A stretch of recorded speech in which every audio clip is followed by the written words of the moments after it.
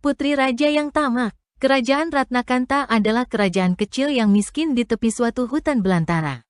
Karena letak geografis yang tidak menguntungkan dari sumber alamnya yang terbatas. Belum lagi gangguan binatang buas dari hutan yang suka mengganggu penduduk seperti peliharaan ternak rakyatnya. Rajanya bernama Wijaya hidup sederhana menyesuaikan dengan keadaan rakyatnya. Begitu pula permaisuri raja ikut hidup sederhana tidak ubahnya seperti rakyat biasa. Istananya tidak megah tidak jauh dari rumah-rumah rakyatnya. Hanya membedakan ada gapura kecil tempat masuk. Bagi yang berkepentingan, pengawal dan pembantu istana jumlahnya terbatas, oleh karena itu raja dan permaisuri sering mengerjakan yang ringan-ringan sendiri. Namun sudah cukup lama menikah belum dikaruniai seorang putra maupun putri sebagai calon pengganti. Untuk ini raja bermaksud memanggil orang pintar di kerajaan itu mencari jalan keluarnya. Orang pintar dengan ritual tertentu menerawang masa lalunya sang raja. Ternyata kelahiran maharaja yang rakus dan bengis, suka memeras rakyatnya untuk kehidupan pribadi beserta permaisurinya. Setelah mengetahui sebabnya, lalu orang pintar itu menyarankan membuat ritual penebusan dosa. Raja setuju dengan saran itu.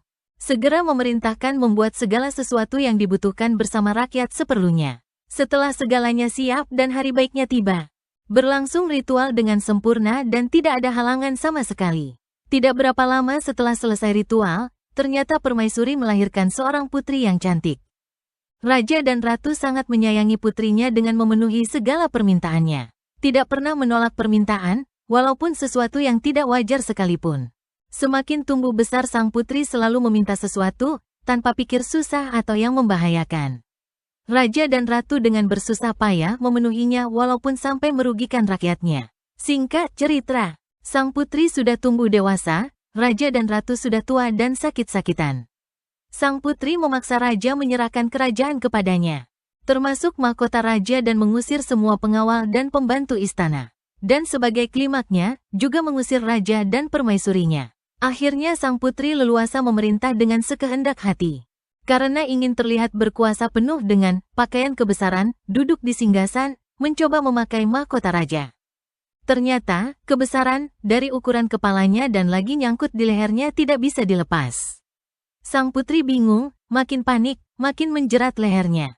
Akhirnya datanglah seorang nenek-nenek, jelmaan peri untuk membantu. Nenek itu diberi imbalan apapun tidak bersedia membukanya. Karena sudah habis akal sang putri menyerah dan sanggup memenuhi segala permintaannya.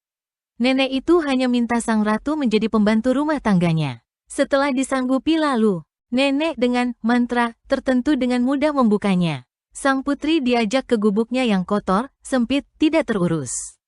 Sang putri kewalahan membersihkan tanpa henti-hentinya. Namun tetap saja penuh kotoran. Sang putri sadar, kenapa nasibnya jelek begitu? Lalu bertanya kepada nenek dan menjawab, itulah akibatnya, jika tidak menghormati orang tua yang melahirkanmu. Sang putri teringat mengusir ayah ibunya dan bertanya kepada nenek. Ternyata raja dan ratu tinggal dekat gubuk nenek, hidup miskin sengsara. Keduanya ketemu di gubuk kenangan dan bersama-sama kembali ke istananya.